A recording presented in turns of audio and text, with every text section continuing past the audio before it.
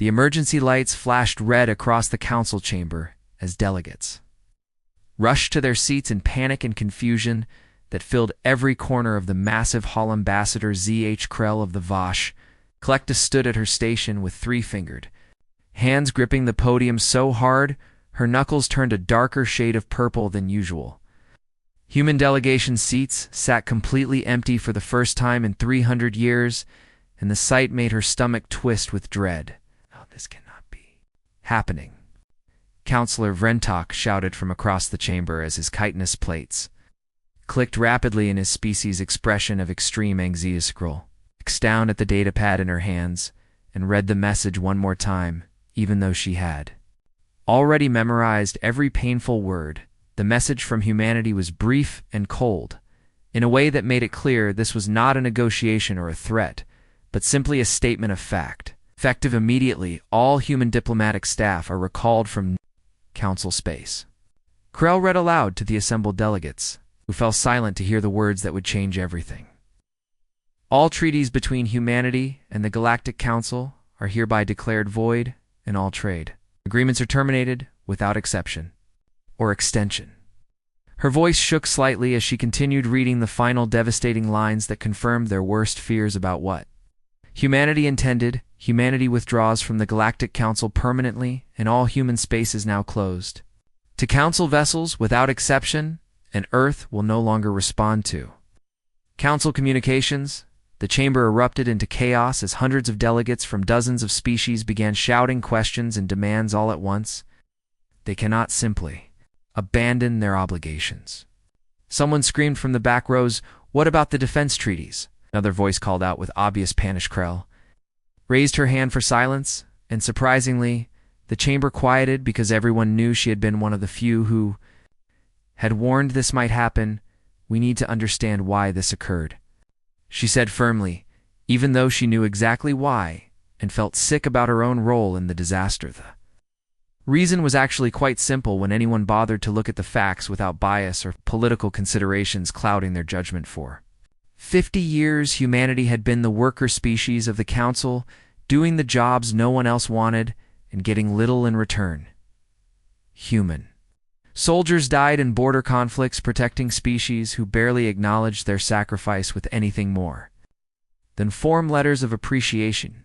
Human resources funded galactic infrastructure projects that primarily benefited the core worlds, while human colonies struggled with basic needs. Human scientists shared their research freely through Council databases, while other species kept their advances locked behind patents and fees. Human engineers maintained systems across the galaxy and taught their techniques openly while being paid a fraction of what other species charged. The pattern was obvious to anyone willing to see it, but most Council members had been quite happy to ignore the inequality. Humanity had asked for so little in return for everything they gave, and the Council had grown accustomed to taking without. Ago, the Zelthian Empire had begun launching raids against human mining colonies in the outer edges of the Sol system. Small attacks at first, but growing bolder as they realized the colonies were lightly defended and rich with resources. Humanity had brought the matter to the Council and requested assistance under the mutual defense treaties they had signed decades earlier. Krell remembered that session clearly because she had voted in favor of helping humanity and been outvoted by a wide margin. The Council had declared the matter too politically complex. Because the Zelthian Empire was a major trading partner with half the delegates, humanity should negotiate with the Zelthians directly. The Council had ruled with comfortable certainty that this was the proper diplomatic solutions. Krell had tried to point out that the Zelthians only understood strength and that abandoning humanity would have consequences, but her warnings were dismissed as alarmist, and she was reminded that humanity had always been reasonable and would surely understand what happened next. Should have surprised no one, but somehow it shocked the entire Council anyway. Humanity stopped negotiating with words and started negotiating with warships. Instead of diplomatic communiques, the human fleet met the Zelthian raiders in the asteroid belt of Sol's outer system, and the battle lasted exactly 6 hours. When it ended, the Zelthian attack force was completely destroyed with no survivors and no prisoners taken by the unusually aggressive humans. Humanity sent one message to the Zelthian Empire informing them that any further incursions would result in strikes against Zelthian homeworlds then humanity. Turn their attention to the council that had abandoned them when they needed help for the first time. Final message had been delivered by Admiral Sarah. Chen, who had served as military liaison to the council for 15 years, had worked with Chen on dozens of operations and knew her as patient and professional and utterly committed to galactic cooperation. Seeing Chen's face on the transmission with eyes cold and voice flat had been more frightening than any threat could have been. We came to the stars seeking friends and partners, Chen had said without any emotion in her tone. We found customers and employers instead of the equals we hoped to meet among the species of the galaxy. We have given freely of our knowledge and blood and resources for half a century without asking for much in return. When we finally needed assistance, you debated politics while our colonies burned and our people died at the hands of raiders. This transaction is complete, and humanity is closing its accounts with the Galactic Council. Effective immediately, the transmission had ended there without any opportunity for response or negotiation or appeals for reconsideration within. Ours human embassies across the galaxy had been evacuated, with staff departing on ships that appeared with suspicious readiness. Human trade convoys that were en route to Council worlds simply reversed course and returned to human space without explanation. Every human technical advisor and military trainer and scientific liaison vanished from there. Posts simultaneously, as if following a coordinated plan. The FTL communication channels to Earth that had always been open went completely silent and remained that way. Now ZH Krell stood before the council, trying to make them understand what they had lost through their own short-sighted greed. We treated humanity like a resource to exploit, she said quietly into the microphone that carried her voice to every delegate. We took their generosity for granted and assumed it would continue forever, regardless of how we treated them in return. We mocked them for sharing their knowledge freely and called them naive for believing in cooperation over profit. And when they finally asked us for help, we abandoned them because it was politically inconvenient to honor our commitments.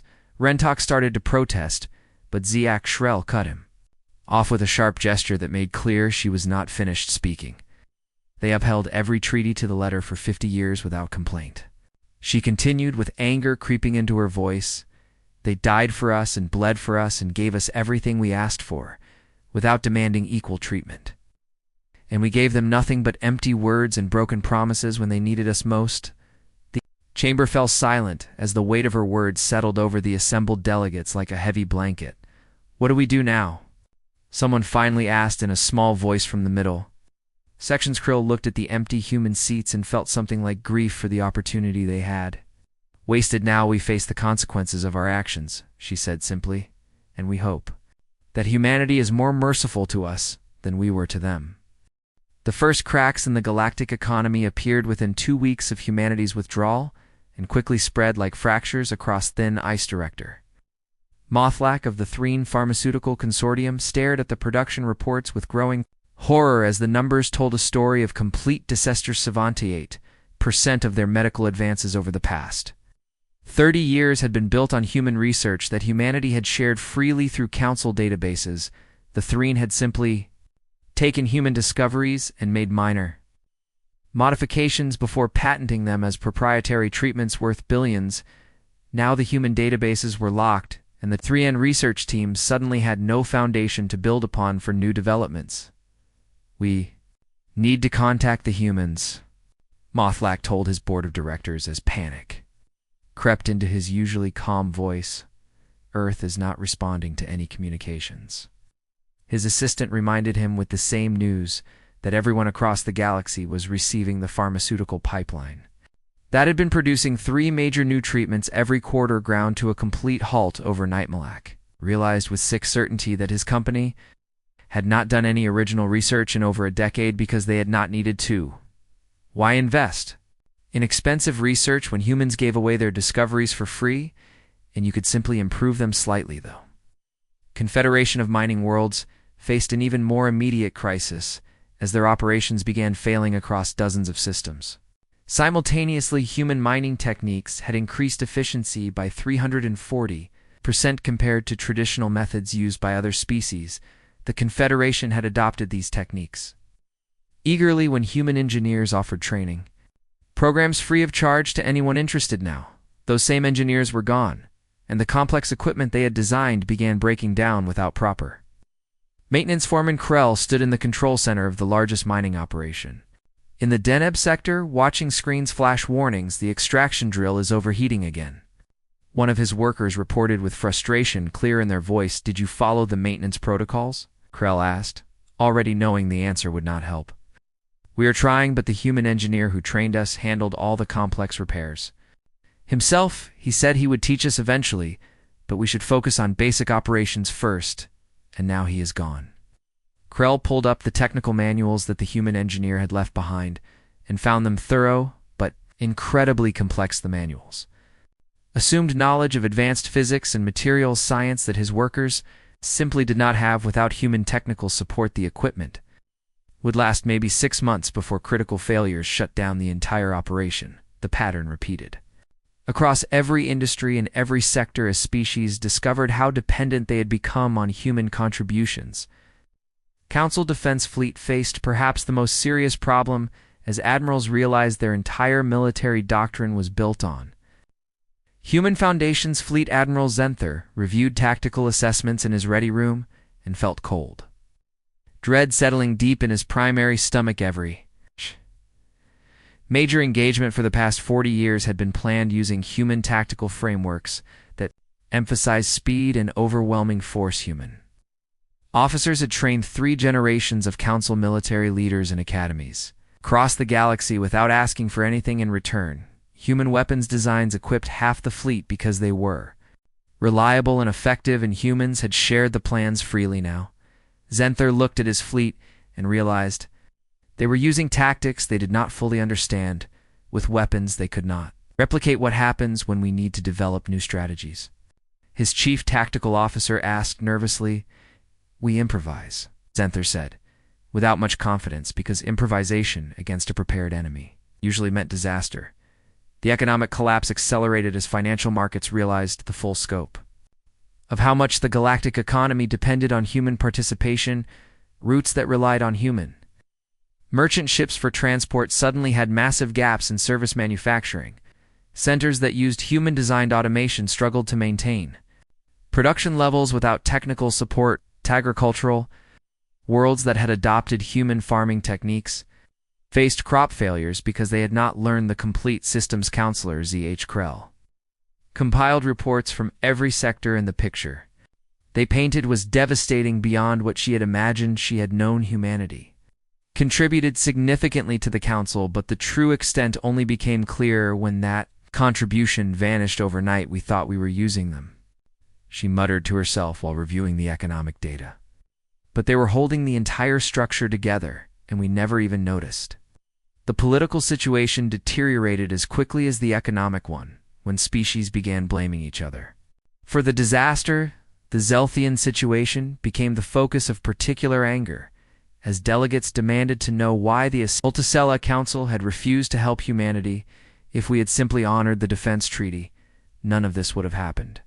Ambassador Teleth of the Aquaria Collective shouted during a heated session. "The Zelthians are a major trading partner." Rentok protested weakly as if that justified abandoning an ally. "The Zelthians are raiders and pirates, and we chose their trade over humanity's friendship." Tellus shot back with her bioluminescent skin flashing angry reds. Debate raged for hours, but solved nothing because the damage was already done and humanity had made clear they were not interested in talking. Reports from the border regions brought even worse news as opportunistic species began testing the Council's weakened state. Krill Dominion launched probes into systems that had been protected by joint human council patrol groups. The Veshan hegemony began aggressive trade practices that bordered on economic warfare against smaller species. Most concerning were the movements from the Zelthian Empire, who seemed to be mobilizing forces for a major offensive without human military support. The Council Defense Fleet was stretched dangerously thin, trying to cover the same territory we need to request aid from humanity. Someone suggested during a strategy meetings. Enzer laughed bitterly at the suggestion, because it showed how little some delegates understood about what they had done. Humanity made clear they are finished with us. He said flatly they will not come to save us from problems we created through our own actions. Sekrel decided to try anyway because doing nothing guaranteed disaster, and even a small chance was worth the attempt. She sent 7 different delegations to human space using different routes and different species, hoping someone would get through. None of them made it past the outer system perimeter of Sol, where humanity had apparently built defenses no one knew existed. The first delegation reported being met by automated defense platforms that appeared on sensors without warning, a simple message broadcast to their ship in multiple languages, including their own, made the situation perfectly clear. Sol is closed, and all approaches will be turned back without exception. And further advance will be considered hostile action. The delegation leader decided to test whether humanity was bluffing and move their ship forward slowly while broadcasting peaceful intentions. Warning, shots crossed their bow with accuracy. That demonstrated the platforms could have destroyed them easily. If that had been the goal, the delegation wisely retreated and reported back to the Council that humanity was absolutely serious about isolation. Meanwhile, reports from long-range sensors showed that human colonies were not suffering at all from the separation. In fact, human worlds seemed to be thriving now that they were trading exclusively among themselves instead of supporting the Council, the human economy that had been pouring resources into the galaxies suddenly became a closed loop, and the growth was spectacular. Human shipyards that had been building vessels for Council species, now focused entirely on human needs and production, increased dramatically. New stations appeared throughout human space, with construction happening at speeds that surprised military analysts. They are building defensive installations, Zentha reported to the Council with grim certainty.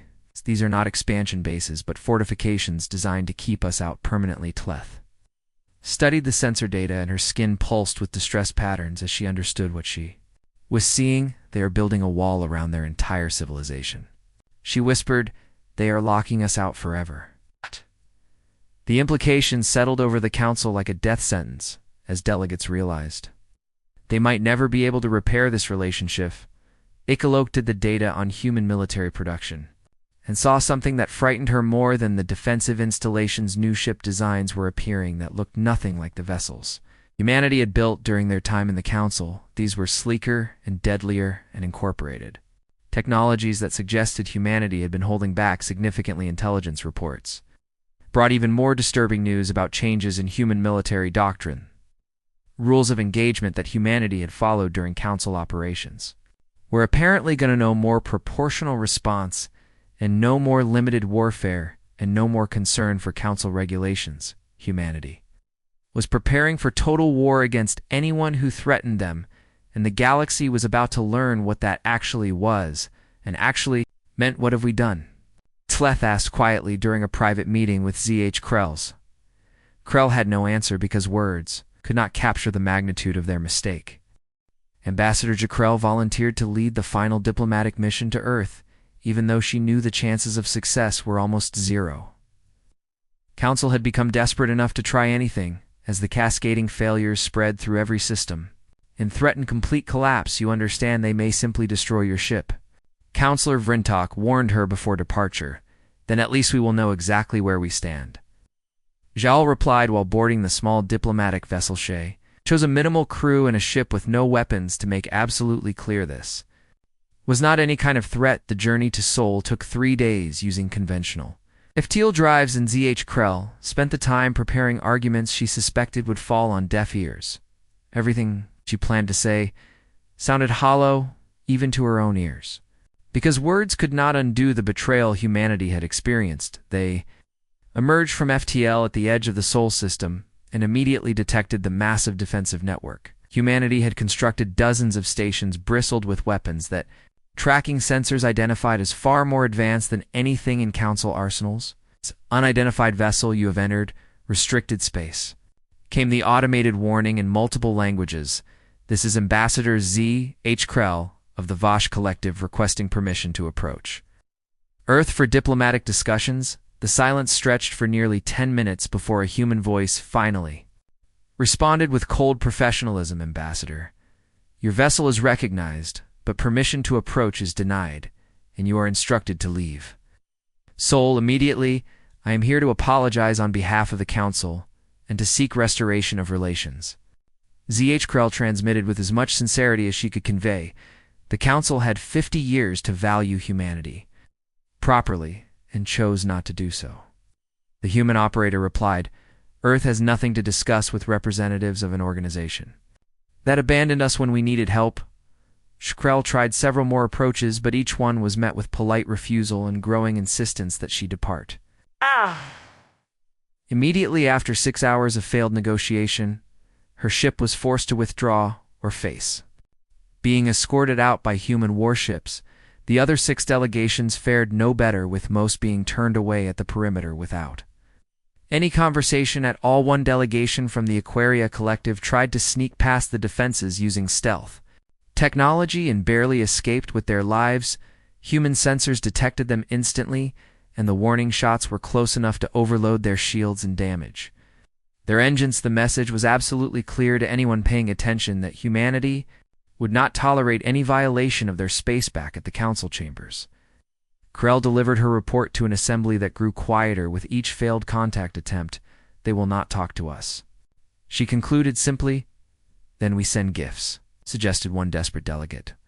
We offer them trade concessions and technology and whatever they want. Grell shook her head because this delegate still did not understand what had actually happened.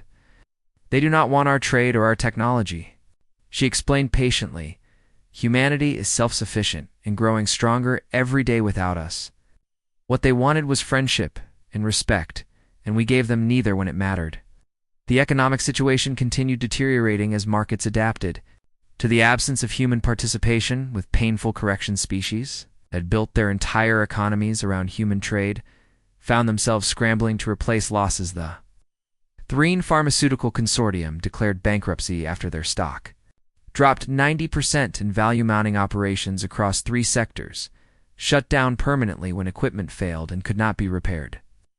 Council defense budget exploded as military leaders tried to compensate for the loss of human tactical support and equipment. Meanwhile, intelligence reports painted a picture of humanity that grew more worrying with each passing.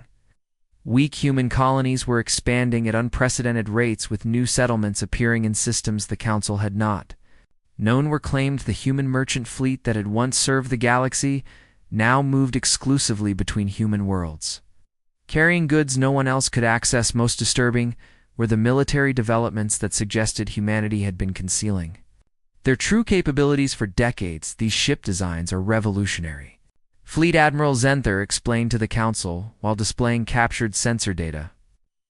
They incorporate propulsion systems and weapons we cannot identify, let alone replicate. Where did this technology come from? Rentok demanded. It was always there. Ziachkrel said quietly, Humanity simply chose not to share everything, unlike what we assumed. The revelation sent shockwaves through the Council as delegates realized humanity had been selective about what they revealed. All the technology humanity had shared freely was real and useful, but apparently represented only a fraction of what they actually possessed. They were holding back. Pleth whispered with her skin flashing colors that indicated shock and dismay, not holding back. Corrected, being prudent in a galaxy that treated them as resources rather than equals. Reports from human space told of scientific advances happening at a pace that seemed impossible without Council collaboration. New medical treatments appeared in human colonies that made Threen pharmaceuticals look primitive by comparison. Agricultural yields increased using techniques that human farmers had apparently developed but never shared with others. Manufacturing processes produced goods of quality that exceeded anything available in Council markets. The pattern became clear to anyone willing to see it, that humanity had never needed the Council as much as the Council needed them. They were supporting us. ZH Krell told a private gathering of the few delegates who had voted to help humanity. All this time we thought we were tolerating their participation in galactic affairs as a favor to them. They were actually holding up the entire structure. While we took credit for successes and blamed them for failures, the political situation grew more chaotic as different factions within the Council began attacking each other over who was responsible. The Zelthian delegation faced particular hostility. As the species whose raids had triggered the entire crisis, you should pay reparations to every Council member for the damage your actions caused. Teleth demanded during one heated session. We were merely claiming undefended resources, as is our right. The Zelthian ambassador protested, "You were raiding human colonies in violation of council law, and we did nothing to stop you." Yao interjected. The debate accomplished nothing except to further demonstrate how dysfunctional the council had become without human participation. External threats began materializing as predatory species sensed weakness in the council's fractured state. The Krill Dominion launched actual attacks against outlying colonies rather than just probing defenses. The Veshan hegemony imposed trade sanctions against species that refused to accept their terms. Most ominously, the Zelthian Empire began massing fleets in border regions with intentions that seemed increasingly hostile. Admiral Zenther scrambled to deploy forces to counter multiple threats. Simultaneously, with resources stretched to breaking, we need 3 times our current fleet strength to adequately defend council space, he reported grimly, and we do not have the ships or the trained personnel or the tactical frameworks to build that strength. Some delegates began suggesting that individual species should negotiate separate peace deals with humanity. If the council cannot restore relations, then perhaps we should try on our own. One ambassador proposed. Krell considered the idea carefully because it might be the only way forward if humanity refused to deal with the council, but she worried that fragmenting the response would only make humanity more isolated and less likely to engage with anyone. The breakthrough came from an unexpected source when a human merchant vessel appeared at a trading station in neutral space. The ship was not there for council business, but to trade with an independent colony that had never joined the council. Word spread quickly and delegations rushed to the station, hoping to make contact with the human crew, but the humans refused all requests for meetings and made clear they had no authority to speak for Earth. We are private citizens conducting private trade, the ship's captain told the crowd of desperate diplomats. If you want to talk to Earth, you will need to convince them to talk to you, which we cannot help with. The captain did offer one piece of information before departing that gave ZH Krell the first hope she had felt in months. Humanity is not interested in revenge or conquest. The captain said, we just want to be left alone to build our own future without interference. If the council can learn to respect that, then maybe someday there can be dialogue. Grell seized on those words as the foundation for a new approach to reaching Earth. Not demands or gifts or political maneuvering, but simple respect for humanity's right to choose. Isolation Shea began drafting a message that acknowledged council failures without making excuses or asking for anything in return. We will transmit an apology with no strings attached. She explained to skeptical colleagues, we will state clearly that we understand what we did wrong and respect their decision to sever relations. And then what? Frentok asked. Then we wait, Zech Krell said.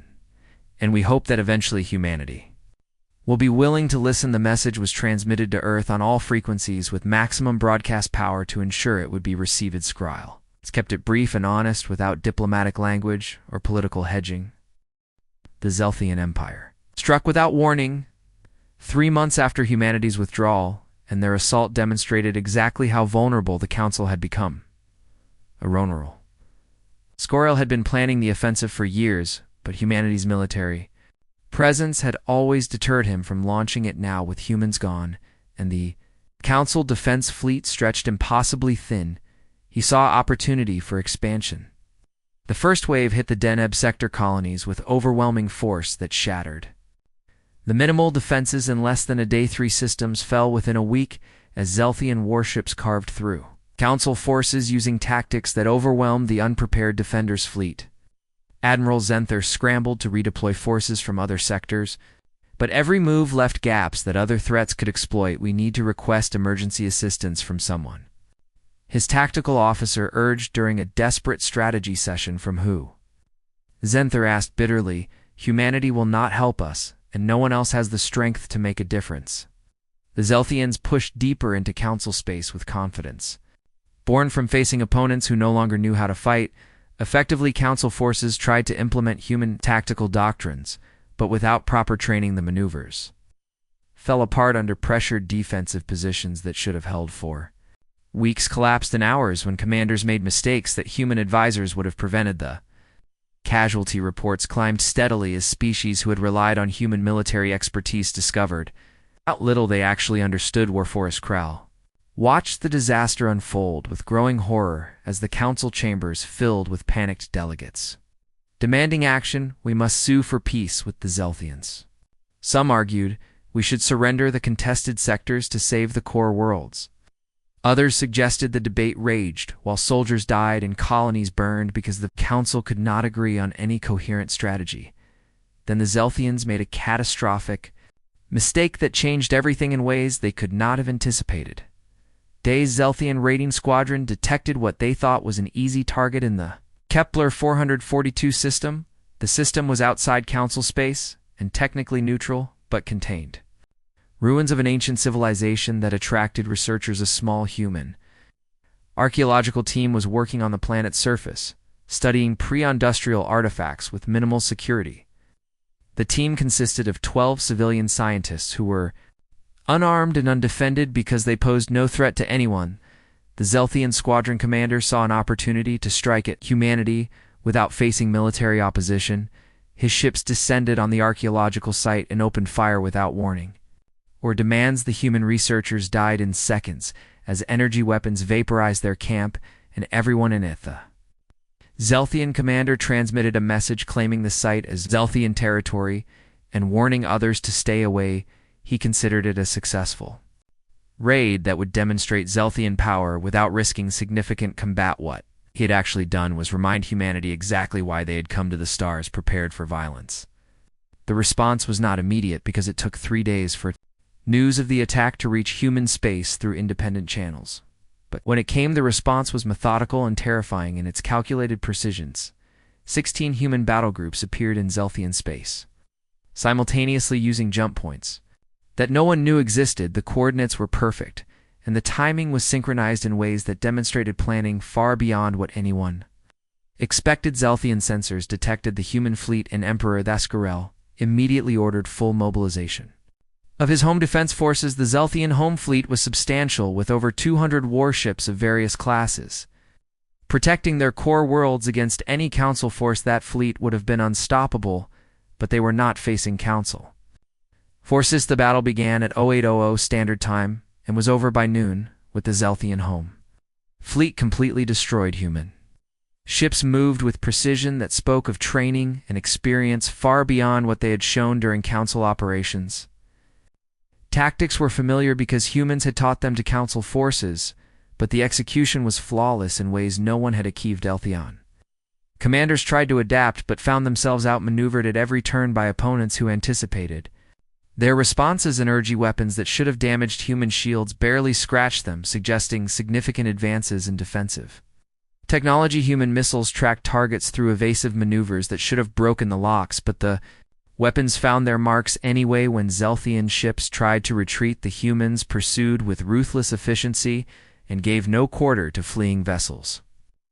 Orbital installations around the Zelthian homeworld lasted 6 hours against the human assault. Defensive platforms that had been considered impregnable were systematically dismantled by human shipyards that had been building the fleet for the council offensive were reduced to debris. Communication arrays were destroyed, cutting the homeworld off from the rest of the empire. Then the human fleet withdrew as suddenly as they had appeared, leaving devastation. But no occupation forced. The message they broadcast on all frequencies made their position absolutely clear to anyone listening. Any aggression against human interests anywhere will be met with total war. We are no longer bound by council rules of engagement or proportional response doctrines. Test this. At your extinction, the transmission ended. There, with no threats of further action or demands for surrender, humanity had delivered their message in the most emphatic way possible, and now, turned to their isolation. The impact on galactic politics was immediate and profound, as species realized what had just happened. The gentle humans who had argued passionately for proportional response had just demonstrated total war. The idealistic sharers of knowledge had revealed they were also the most terrifying military force in the galaxy. The species that preached cooperation had shown what they looked like when cooperation was no longer an option. Counselor Brent Tuck stood in the council chambers watching the battle recordings with his katana's plates trembling. They were holding back He whispered in shock. All this time in every council conflict, they were holding back their true capabilities. Grell had suspected this, but seeing the proof was still overwhelming in its implications. Humanity had fought council wars using council rules. Even when those rules guaranteed higher casualties, they had shared military technology while keeping their best advances secret from species who might misuse them. They had trained other militaries in tactics while apparently maintaining doctrines far beyond what they taught. The question that haunted Skrell was why humanity had restrained themselves so much. They wanted to be our friends, she said aloud as understanding crystallized. They held back because friends do not crush friends, even when they could. The council had mistaken that restraint for weakness and assumed humanity was simply not very good at warfare. Now they understood that humanity had been choosing peace while maintaining the capacity for overwhelming violence. Telth reviewed the tactical analysis from military experts who were struggling to understand what they had witnessed. The human ships moved in formations we have never seen. She read from the report, their weapons struck with accuracy that suggests targeting systems generations ahead of our technology. The shields absorb damage that should have been fatal, suggesting defensive breakthroughs we cannot explain. Most concerning is the coordination between vessels that implies communication methods we cannot detect or jam. Every aspect of the engagement pointed to humanity having military capabilities far exceeding anything the Council possessed. How long have they had this technology? Brentok demanded, as if someone could answer. Probably the entire time. Grell said they simply chose not to use it because they believed in building something better than another military empire. The revelation that humanity could have dominated the galaxy militarily but chose cooperation instead made their betrayal even more painful. The Council had been given a gift of partnership with the strongest species in the galaxy and thrown it away. The Zelthian Empire collapsed within days as remaining forces surrendered or fled rather than face human retaliation. Emperor Doskarel was overthrown by his own military commanders, who sued for peace with humanity. Humans ignored all peace offers because they had no interest in Zelthian politics or territory. We have delivered our message, was the only response from Earth. What you do now is your concern, not ours. The casual dismissal was more devastating than any occupation would have been. Humanity had crushed the Zelthian threat and then simply walked away as if they were beneath. Notice other predatory species who had been preparing to exploit? Council weakness immediately reconsidered their plans. Krill Dominion withdrew all forces from contested territories without explanation. The Veshan hegemony suddenly became much more reasonable in trade negotiations. No one wanted to test whether humanity considered their actions aggressive enough to warrant intervention. Council chambers slowly filled as delegates gathered to discuss the implications of what had happened. Need to understand what humanity wants. Someone said they want to be left alone. ZH Krell replied, they told us that clearly, and we should respect it, but what if another threat emerges? Brentok asked, what if we face something we cannot handle without human help? Z Krell looked at him with an expression that mixed pity and frustration. 6 months after humanity's withdrawal, the Galactic Council faced a reckoning that forced even the most stubborn delegates to acknowledge. Reality Ambassador ZH Krell stood before the assembly, holding a data tablet that contained economic projections. Stretching 5 years into the future, every projection showed decline unless fundamental changes were made to how the Council operated. We are currently experiencing negative growth across all major sectors. She began with a voice that carried the weight of someone delivering a funeral oration. 3 additional species blocks have descended into open warfare without human peacekeeping to maintain stability. The economy has contracted by 40% and will likely shrink another 20% before stabilizing. Our military readiness is at the lowest point in 2 centuries. The numbers were devastating, but what made them truly painful was knowing they were entirely self-inflicted. Council Tleth rose from her seat with bioluminescent skin pulsing sad blues and asked the question. Everyone was thinking, is there any path to restoring relations with humanity? Z. H. Krell paused because she had spent months considering that exact question. From every possible angle, yes, she said finally. But it requires us to accept conditions that will fundamentally change how the Council operates. What conditions? Brentok demanded complete respect for human sovereignty and an end to any expectation that they will support. Council operations, the chamber erupted in protests as delegates who still did not understand the situation began making demand scroll. Waited for the noise to die down before continuing with words she knew would be unwelcome. Humanity does not need us, she said flatly. They are thriving in isolation. While we collapse without them, any relationship we rebuild will be on their terms because we have no leverage. The truth of that statement settled over the assembly like a heavy blanket smothering. Further protests after months of denial, most delegates had finally accepted that the balance of power had shifted completely. We'll lead one final delegation to Seoul. Grell announced not to negotiate, but to apologize and to ask if humanity is willing to establish basic diplomatic contact. What if they refuse? If someone asks, then we accept their decision and stop bothering them. ZH Krell replied, and we focus on rebuilding what we can from the pieces of our broken systems. The journey to Seoul took 5 days. Because Grell chose a slow approach that gave her time to prepare, she brought no other delegates or assistants, because this needed to be personal rather than political. Her small ship emerged from FTL at the very edge of the Sol system and immediately transmitted a simple message. This is Ambassador ZH Krell, requesting permission to deliver a message to Earth. I seek not entry, but merely the opportunity to speak. I come to apologize. The silence that followed lasted 3 entire days while Grell waited patiently without sending additional transmissions. She had learned that humanity valued patience and quiet respect over the constant demands the Council usually made in. The morning of the 4th day, a response finally came in a voice she recognized. Ambassador ZH Krell, this is Admiral Sarah Chen. We remember you as one of the few who spoke for us when it mattered. We will hear you this once.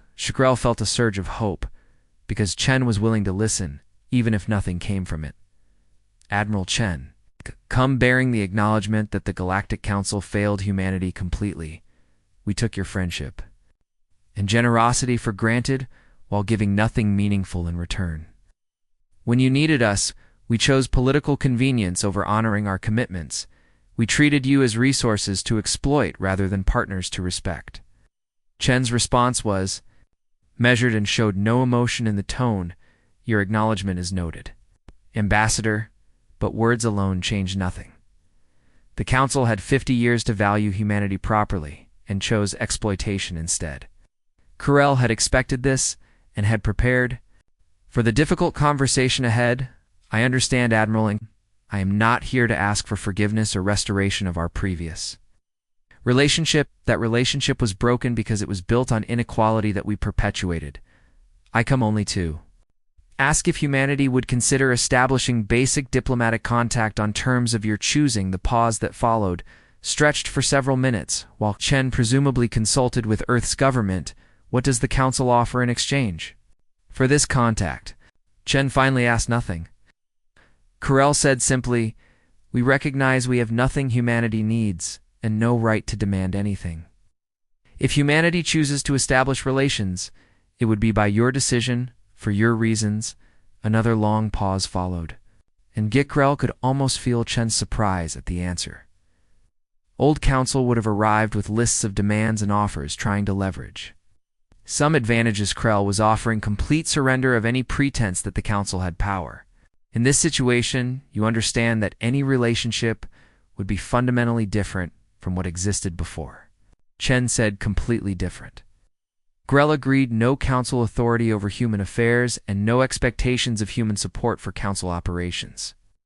Trade would be conducted as transactions between equals with fair compensation for anything humanity provides. Individual species would establish their own relationships with humanity, separate from the Council, and humanity would maintain complete autonomy over their space and their decisions. Chen was silent for a moment before responding. With something that might have been approval, you have learned from this experience. Ambassador, the galaxy has learned a painful lesson. Admiral, though the price was far higher than it needed to be, what are humanity's terms? ZH Krell asked directly. Chen outlined conditions that were non-negotiable, and Grell accepted each one without protest. No Council Vessels in human space without explicit permission, granted case by case no council authority over human colonies. Or operations anywhere trade conducted through individual agreements with fair market compensation for human goods and services. Human innovations would no longer be shared freely, but sold or licensed at prices humanity determined any species wishing.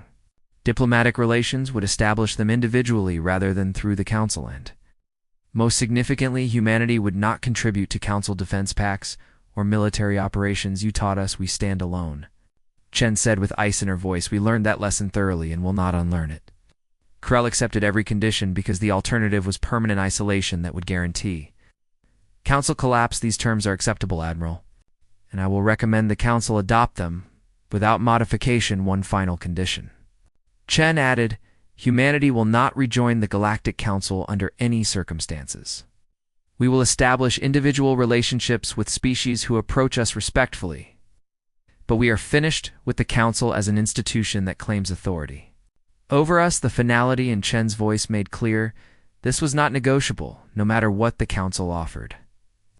I understand, Admiral, and will convey this to the Council. Is there anything else humanity wishes to communicate?